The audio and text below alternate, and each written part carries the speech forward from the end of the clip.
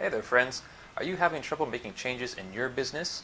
Are you confused by the jargon of Gemba, Kaizen, and 5S? Well, good news for you. In this lesson, we're going to take a look at all those, make them simple to implement with value stream mapping. Hello, if we're meeting for the first time, my name is Donovan, and you can call me Adon. I am the proprietor of Adon Does, a supply chain consulting company. My passion is bringing e-commerce entrepreneurs to the next level by bringing them world-class operation standards to implement in their business. So we're going to go and get started. So we're going to take a look. If you have friends that are interested, go ahead and share that out to us now, please. I'm going to go ahead and do that on my own personal channel now. Every week we have a session just like this where we talk about improving process. We review helpful tools in your warehousing business, and we'll be talking to industry professionals to kind of get a better understanding of what you can do in your warehouse. Talking about improving your operations. So we want to start out of why it's important. So many businesses talk about cost. So let's go ahead and jump into a quote from a book that I've been looking at to help us guide us on this path. It's called Sustainable Innovation Strategy. It says, for purely competitive and economic reasons, the company must be reinvented to be able to keep pace with the constant changes. Cost chasing is no longer a management trend, but a matter of survival. So we're chasing costs. But if you take a look at this guy's book, they did a really good job of showing why it's necessary for sustainability in your business. Your resources are limited. The world's resources are limited. Your time is limited. So it's taking the concept of managing your costs and bringing it to a higher level. You want to manage your time better. You want to manage the resources of the world better. So that's why we're going to go ahead and take a look at this with that in mind, how to better improve our use of resources and better use of our time in order to treat the world as a whole better. All right, and so not only are we going to be taking a look at what needs to be improved, but how to do it. It's going to take a lot of leadership, guys. So if you have any need for leadership advice, guidance, I can recommend John C. Maxwell. He's very famous. You don't want to go through and just direct people what to do. John thinks that's the lowest position here, number one, where you simply direct because you have the authority. You want to be on the pinnacle where people follow you because you represent positive change in their life. You've seen them, they've seen you do good things, and you're going to help them in their life and their work. So go ahead and take a look at that, John C. Maxwell. The link is below in the description of the video if you need something like that. So be a good leader, guys, and you'll have good change in your business. So let's go ahead and jump into it.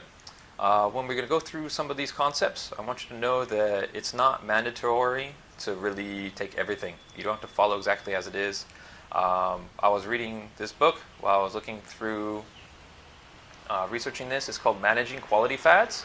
So Robert E. Cole, he in the 70s went over to Japan to study these and process improvement strategies like Kaizen, Gemba, and tried to implement them in U.S. manufacturing.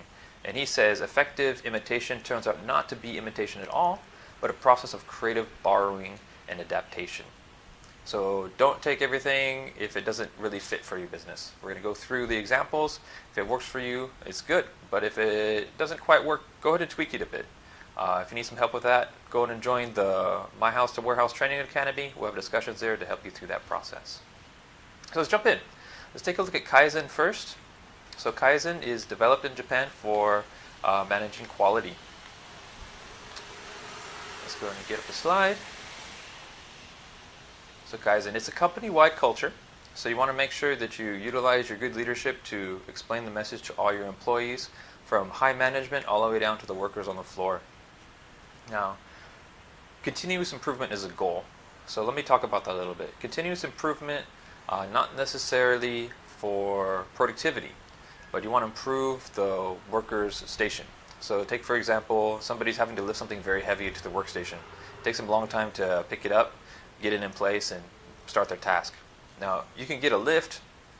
Maybe you don't have a lot to invest, so it's a bit of a slow lift to help them get that piece into place.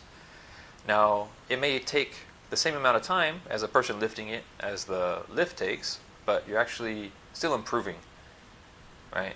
The productivity doesn't increase because the time is the same, but you're actually improving their work at the factory. So that's what we want to do. We want to improve the work of the workers. The next concept we want to talk about is Gemba. So Gemba is actually the process of going down and seeing where problems are occurring. And when you do that, you want to get the wisdom from the workers on the ground. Now I say wisdom because you want to kind of treat the workers with reverence, with respect, because they have an understanding of what's going on in that situation. So when leadership comes down, have a positive outlook, come to the workers with a heart open to bring change. So along with that, there's no discipline or pointing out flaws. It's not time to correct anything wrong. It's a time to understand. So leadership should ask questions to understand the situation so that we can make better processes. All right, so that is Gemba. Now next is going to be 5S. So that's the next concept we're going to talk about. Now there's a lot of concepts along with this. We're going to go through each briefly. Again, I remind you, go ahead and take each, see how it works for your business, and go ahead and tweak it. So the author, Osaka-san, says that the 5 S's are not that difficult to understand. However, they are very difficult to do well. They require perseverance and determination, constant effort, the ability to see what is important and pay attention to details. Everyone, I repeat, everyone has to do his or her part, because people who care about their work do a better job. Wow, people who care about their work do a better job. That is so true, but it's so hard to implement. You have to get everyone involved, from the CEO level to the worker on the floor, and make sure you create that positive environment so that people want to do a better job. So let's go and talk about the 5 S's and see if we can implement that into our business. So the first step is going to be organization. Now the first S, it translates to organization. We're not going to talk about what the Japanese characters are. We're not worried about that. We're worried about the concepts. So organization is first. You want to get rid of those items that you don't need. So in your warehouse, if you have broken pallets or equipment that you don't use, get rid of it, salvage it, do what you need to do to get rid of that clutter, and have a proper place for what is useful. Now a lot of warehouses use pallet jacks. Organize it, set it a place for it to always be, so that when the worker needs it, they can go to it. It's quite common. But you want to make sure it makes sense. So it doesn't want to need to be too far. If you have workers traveling a long distance, try and pick that up. Receiving in the front, pickers in the back, always going for the same pallet jack. You want to make sure you have 2, maybe more. So go ahead and take that into account when you're making your decisions. The second S translates to neatness. So you've assigned everything to a place with your organization, and now you're going to want to make sure that it's always in its proper place. So the most common thing that I have trouble with is tape and pen knives. So you assign a proper place for it, but sometimes it gets out of that proper place because people don't put it back when they're done. So you have to create the routine, make sure they keep it where it is, find out why that piece is leaving to go do another project, and go in and give them the resources they need without taking it from its proper place. Make sure the warehouse stays neat. Next up, our 3 S's is going to be cleaning. So keep the area clean, keep the workstation clean, and keep the tools clean. So these are the 3 areas you want to focus on. Now it's not just keeping clean. Think of the cleaning as a maintenance procedure. Think of cleaning as an inspection procedure. You want to make sure everything is working properly, it's not damaged, it's not dirty, it's going to function properly for the next time you do it. So there's a mindfulness involved in the cleaning. So that's what we're going to talk about with standardization here. Standardization is the 4th S. You want to make organization, neatness, and cleaning habitual, but also you want to have presence of mind. It shouldn't be routine. It should be habitual, but there should be a mindfulness while you do the task. And then there should be measures in place to easily detect if something is not right. So for having mindfulness, you think of the example of you go to a restaurant, they're still clearing the table before you sit down, and you see the person just briskly wipe the table. That's not having mindfulness, right? You don't feel like the table is actually clean, ready for you to have a meal. you ask them to wipe the table again, and they really take their time and take every part and wipe everything clean. So that's the mindfulness that the users need to have for all these tasks, understanding of why, what they're doing, and have the heart. And then having the organization, right? Measures in place to easily detect if something is not right. So a lot of times you'll see that in large warehouses, large organizations, they have a board. And on the board they have a silhouette, like a painting of a broom and a dustpan and whatever other equipment. And you put the broom on the outline of on the board. So that's making sure that everything has its place. You can easily see if it's missing. So that's the concept that we're trying to use with the 5S standardization. The next step that we're going to take a look at is discipline. So when you have perfect practice, you have perfect outcome. So this is where we want to get to. This is our goal. But also make allowances for mistakes. People are not robots, they're not machines. Something's going to happen along the way. The whole goal of 5S is creating that inner discipline, that the person knows exactly what to do, when to do it. If they make a mistake, address the cause, not the person. So we'll go ahead and review. Let's take a look at 5S in detail. Now we have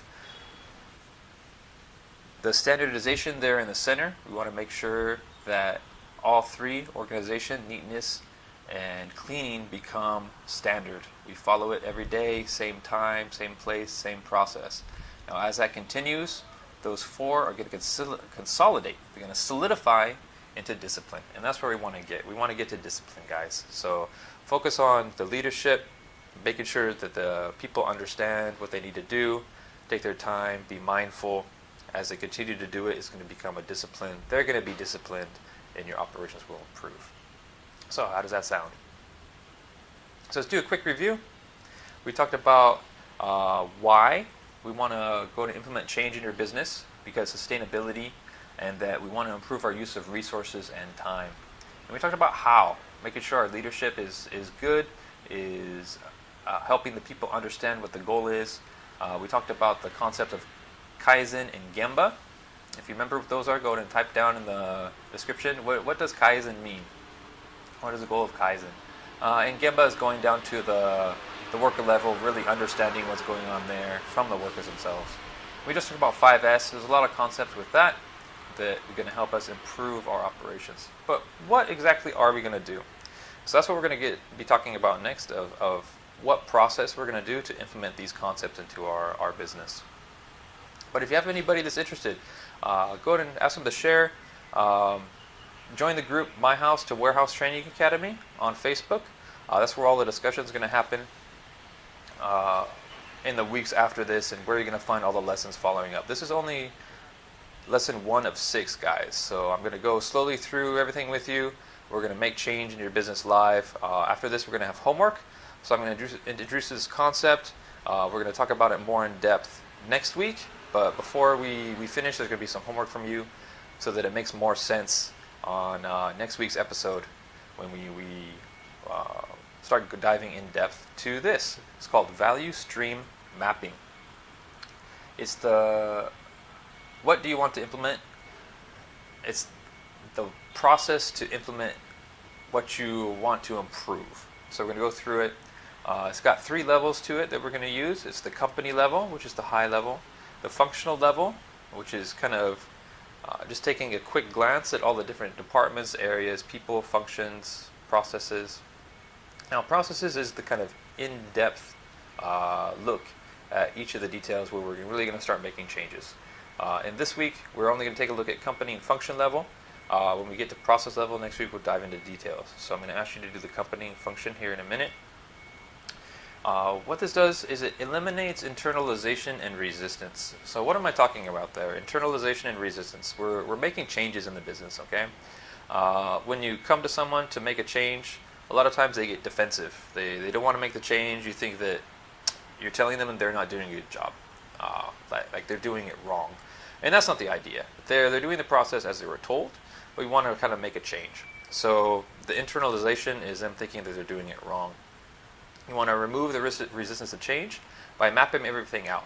So you're going to map it on a board. We're going to take a look at the process itself, and we're going to remove the individual. What makes it very much an easier process. I've done this before, it really works. So let's take a look at how to do it. I want to start with a quote from this value stream mapping, the total value stream. This is a really good resource. I suggest checking it out. The link is down in the description. It is a link where I get a small commission if you make a purchase, just to help out this channel, so I appreciate it if you take a look at that. They talk about the value stream maps. These maps can enable everyone, i.e. management, the workforce, suppliers, and customers, to see value, to differentiate value from waste, and to create the plan of action for waste elimination. So we talked about in the beginning that we want to remove the improper use of resources, improper use of time. So that's waste. So this is the process that we're going to use to go in and get that started. So let's take a look at the first step. We're going to take a look at the company level. So the company level of the value stream map is going to have your company in the center. Now go ahead and use note cards or post-it notes or something that's easy to move around, and start with your customers. They're on the left. So you got customer 1, customer 2. Maybe you have a couple thousand customers, but they fall into kind of similar groups. They order the same product. They end up being in the same process. So go ahead and lump those together as one quote customer. And maybe you have internal customers within your business that you're giving, receiving instructions from, and external customers. So make sure you include all that. Group them together, and we're going to use that later. Also take a look at the suppliers that you're using. Are you getting materials? Are they doing jobs for you? Do you have a technology provider like a WMS or something like that? Do you have a service provider that kind of helps you out with different things like delivery or shipping, things like that? So go ahead and list out all those levels. Now you have all the week to do it. When you finish with that, go ahead and take a look at your function level. So each area is going to have functions, high-level functions. I've gone ahead and mapped out high level for my warehouse. So we're going to start on the upper left. And in the dark red, you have PO, ASN, DO. Now this represents the paperwork that you're going to receive. If you have ASN or advanced ship notice, a lot of times that will come into your system. So we'll be checking that in the system. The next step will be delivery. So the goods will physically arrive at your warehouse, they'll get unloaded, and then there'll be a receiving process. You'll check your DO or check the system, make sure the quantities are right, make sure the item is right. And then you do put away. You've received it, you've updated your system, it's going to go into a location. After put away, there may be replenishment to move it to a picking location to make it easier to pick.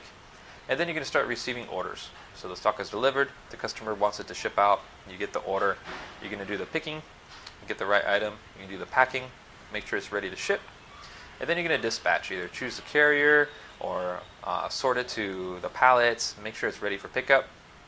Now when the delivery company comes, it's going to be loaded, so the pallet or the parcel is going to be passed to the driver. They're going to have to check the manifest, make sure everything is appropriate, and then in your system, you're going to have to ship. After shipping, usually documents will go to finance, and then we'll have billing. So this is an example of value stream mapping. So notice how everything is kind of segregated at a relatively high level on the function level. Later we can dive into the details of the processes. So as you go through this, keep it a bit high level. Don't worry, we'll get into the details later. Think about where you want to go into the processes in detail to try and find areas of improvement. So finish your company, finish your function, and have an idea of what function you want to take a look at to go and get some improvement. So that's your homework for this week. Come back next week prepared, and we'll go ahead and get in. So go ahead and go now. Map your business.